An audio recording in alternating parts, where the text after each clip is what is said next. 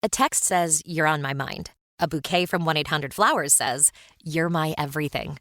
Heartfelt moments belong in the real world, not just your phone. For 50 years, 1-800-Flowers has helped millions of people make memories that'll last a lifetime with gifts they'll cherish forever. Their expertly curated arrangements and gift baskets ship nationwide with a 100% satisfaction guarantee. Don't wait for the next big moment. Make it when you visit 1-800-Flowers.com/podcast. That's 1-800-Flowers.com/podcast.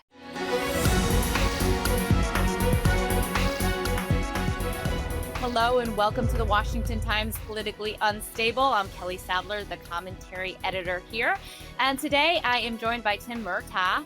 He is a columnist at the Washington Times, as well as the founder of Line Drive Public Affairs, a GOP strategist, worked in the first Trump administration, worked on the Trump reelection campaign as comms director, knows all about the state of Virginia, the state of play for politics right now and moving into the midterms. And we're going to talk about Abigail Spanberger and her bait and switch. She campaigned as a moderate, but Tim, she's governing as a radical progressive. Oh, yeah, she 100% is. It's good to see you, Kelly. Thanks for having me on. I appreciate that. She's absolutely governing as a radical leftist, and she masqueraded as a moderate throughout her whole campaign. And I remember, I live in Virginia. I'm a Virginia voter. And I remember that the National Press Corps had paid attention to this because it's right in their backyard outside of D.C., right, that race going on. And they were praising her. Like, oh, she is laser focused on this issue of affordability. It's so wonderful. And as soon as she becomes governor, she does two things. One, she entertains every radical piece of legislation that the crazies in Richmond can think up, including every tax increase under the sun. They want to tax your dog walking. They want to tax your gym membership. They want to tax your lawnmower. And then she threw her weight behind this voter referendum, this gerrymandering scheme, which she previously said was a threat to democracy. And she promised not to entertain or not to pursue. Well, what do you know? She's breaking that promise too. She's a radical through and through. And now she's behind this scheme to actually steal congressional seats from Republicans and disenfranchise millions of Virginians if that thing passes on April 21st in Virginia. So let's talk about this ballot referendum. It's a ballot initiative. Voting election day is April 21st.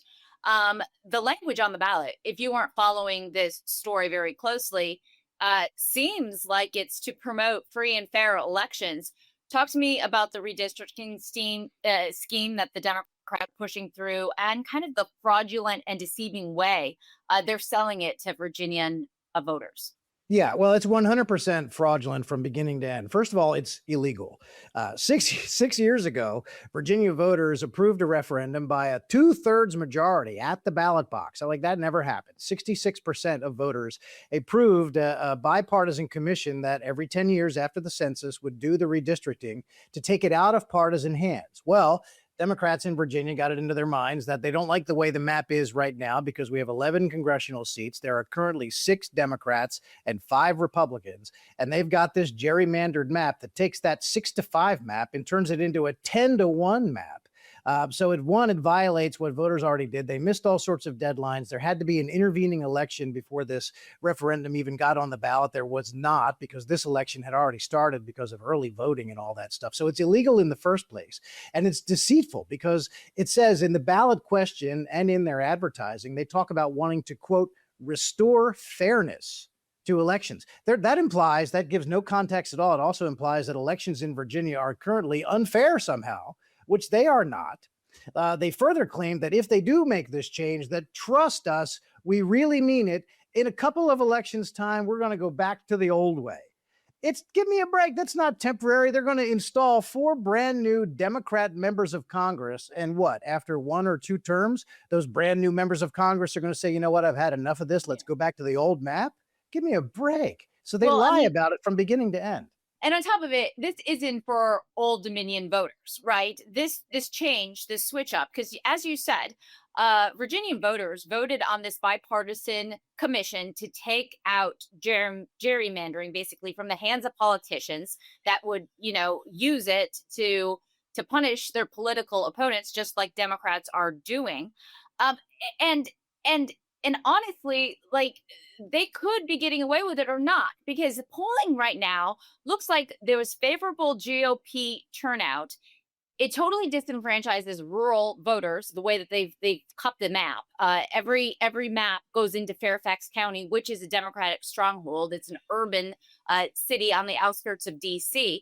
But rural Virginians aren't getting anything from this. They're getting their voice taken away from them, if Yeah. anything. And all of this is done but nationally, for national reasons, like you just said, because Texas reconfigured their map.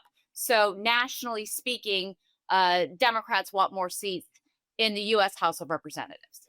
Yeah, and they talk about Texas as their excuse, and you're like, "Well, the GOP started it in Texas," which that doesn't hold water either. One, if you look at the Texas map, it's actually far more in line with the voting patterns of that state than the Virginia map. Take a look.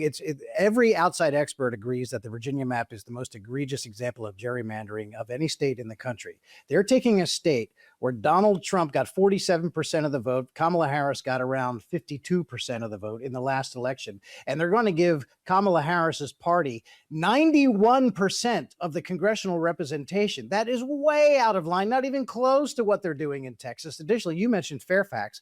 Fairfax is a county of over 1 million people. It's the big monster Democrat county in the state. They are awarding 5 congressional seats to the county of Fairfax. Those districts are anchored in Fairfax, and then they weave. A lot of people have maybe seen that one of the districts is actually shaped like a lobster, like it has the 2 claws that go out. But you got 5 different districts that are anchored in Fairfax County, and then they extend out into rural Virginia. That guarantees that most people who live in rural Virginia, millions of people, will never, ever, ever be represented in Congress by someone from their part of the state. They just won't. They'll be 200 miles away from where their member of Congress lives and where the power base is. That's absurd. They might as well just say, Fairfax, you're in charge now. You can lord over the rest of the state. I mean, it's egregious. In the General Assembly, they used to talk about how Northern Virginia got too much and the rest of the state. I used to cover the General Assembly back when I was a reporter. Well, now the Democrats have just decided to hand the keys to Fairfax and say, okay, you can drive. It's Now, nuts. what are you seeing? What are you seeing in terms of early voting? And I mean, Republicans are put in a really tough position in the fact that on these referendums or ballot initiatives, people typically are prone to vote yes, even though they don't know what they're voting for. Uh, Republicans have been outspent 10-1 here by Democrats. Barack Obama is cutting ads. So you turn on a TV in the state of Virginia, or if you go to YouTube, every other commercial is telling you to get out to vote yes for fairness, to restore fairness in our elections. What do you think the odds are going into April 21st that this actually doesn't pass? Well, I think it's a close call right now. I mean, I think the polling is. I've seen polls that show that the no answer is leading, and this Washington Post poll, like you cited, the yes side appears to be leading there. I think it's really too close to call at this point. We've got less than 2 weeks to go before the actual election. Early voting has been going on. Republican districts appear to be turning out well. This is going to really be a test of turnout operations. I one of my clients is a member of Congress in this, and he's targeted in this, Congressman Ben Klein, and he's been out in front trying to lead the fight on this, saying, look, this is ridiculous. It's illegal. It's unfair. It's all the different things. It's disenfranchising. It's taking a voice away from millions of people. You have people like Jason Miyares, the former attorney general, Eric Cantor, former majority leader of the House, coming out, the speaker of the House of the U.S. House of Representatives, Mike Johnson, is going to be coming to Virginia the next couple of days to try to put this thing down. So I think that there's a lot. The Republican side has been outspent, but I think that's a function of the Democrats realizing that they're selling a product that no one wants. I mean, it's a dishonest product. You can tell by just why. If you don't know anything about this issue at all, and you happen to catch one of the Yes TV ads, you can just tell that they're being dishonest and they're hiding the ball on something. When they tell you that they're trying to, quote, restore fairness, but provide no context whatsoever as to what is unfair currently, they're lying about something. So I am hopeful. I would say confident that the Republican side has the energy. There's been a lot of town halls. Scott Pressler, the great grassroots Republican organizer, has been in Virginia, and we hope he returns. There's a lot of attention focused on this. And I think, unfortunately, the Democrats have a ton of money, but they are trying to push something on the public that I think the public can see through. Yeah, George Allen, the former senator and George governor Allen is of the state another of former boss of mine, another former boss. I yeah, should have yeah. mentioned. He Sorry. he came out and he challenged Spanberger to a public debate on this issue and is doing the "Don't Fairfax Me" campaign against this referendum. But I want to talk to you about a Politico article that I read about Spanberger and Democrats becoming frustrated by her. It charges that Spanberger hasn't done enough to push this ballot initiative forward, that her support for it has been tepid. And therefore, that's the reason why there was just a recent poll that came out, I believe, by the Washington Post that shows her poll numbers are sinking dramatically. Can you explain to me why you think her poll numbers are sinking dramatically? And she had to okay this ballot referendum. She could have sent it back to the General Yeah. Assembly. She let it go through. Oh, sure. Yes, absolutely. 100%. It is on her plate and she is the face of it. I don't know if she likes that or not.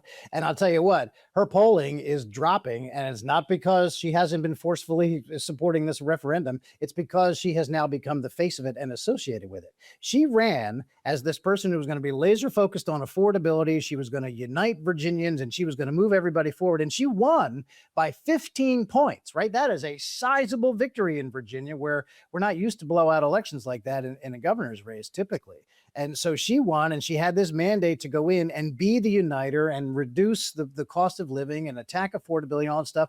And what did she do? The legislature went nuts. She embraced this hyper partisan gerrymandering. She's thinking about raising taxes all over the place, all the crazy legislation that's going on, the insane trans policy in public schools and all of the favorite leftist wish lists. That's precisely why her numbers are coming down. A lot of Republicans must have voted for her if she won by 15 points. And now she turns around and she's governing like a rabid leftist that we all knew she was. And the whole affordability thing was a lie anyway, because she was a member of Congress and she voted for every single thing that Joe Biden set down there. And all of it caused inflation. And everyone knows that. So she's hardly the one to try to fix it.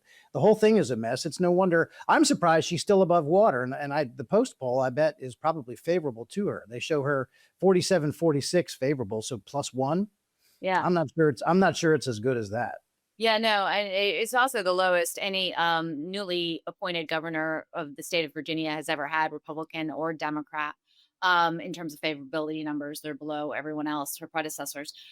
Moving forward, and just to kind of wrap this up, Abigail Spanberger, as you have said, was painted out by the mainstream media on a national level as this is a Democrat who is a moderate, a successful campaign.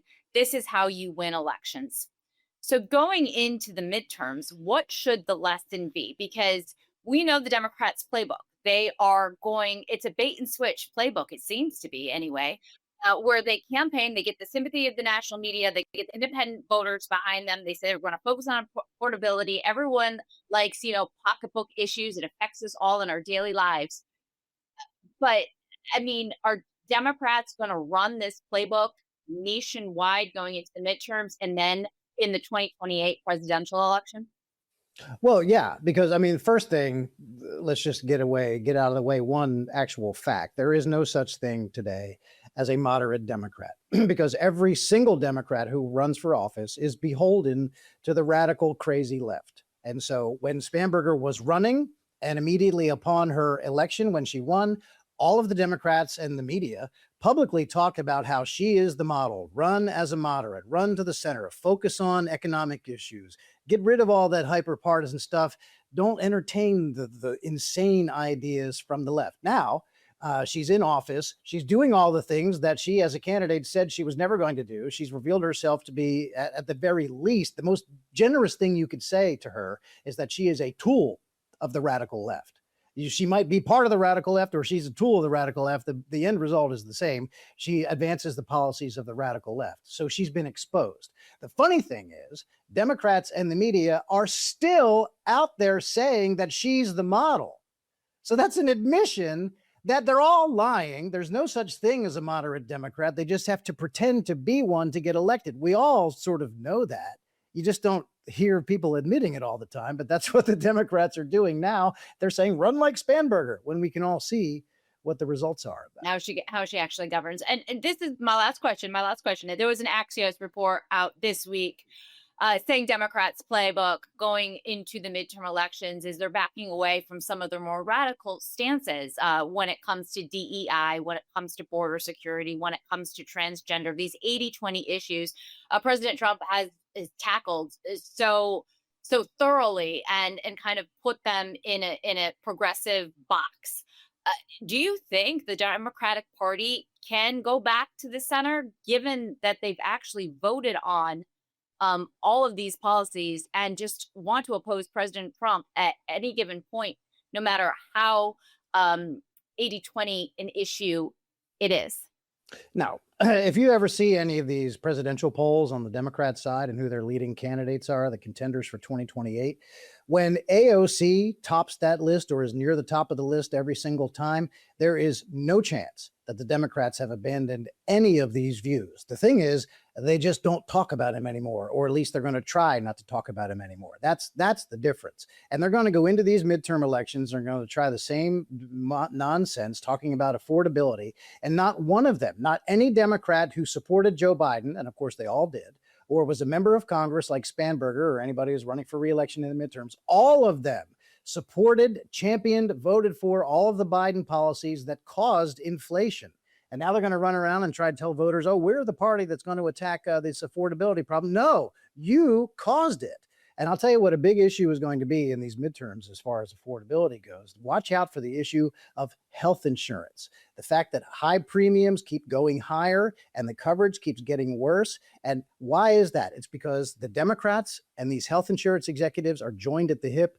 Obamacare, Biden's Inflation Reduction Act, it's a match made in hell, really. And I think the president has already identified that, and he's going to go after these health insurance companies that really are raking over Americans and not supply. It's part of that big affordability problem. And I think that healthcare and Democrats being involved in driving up the cost is going to be a big one. All right. Tim Murtaugh, thank you so much for joining me today. Appreciate your time. Kelly, as always, thank you very much.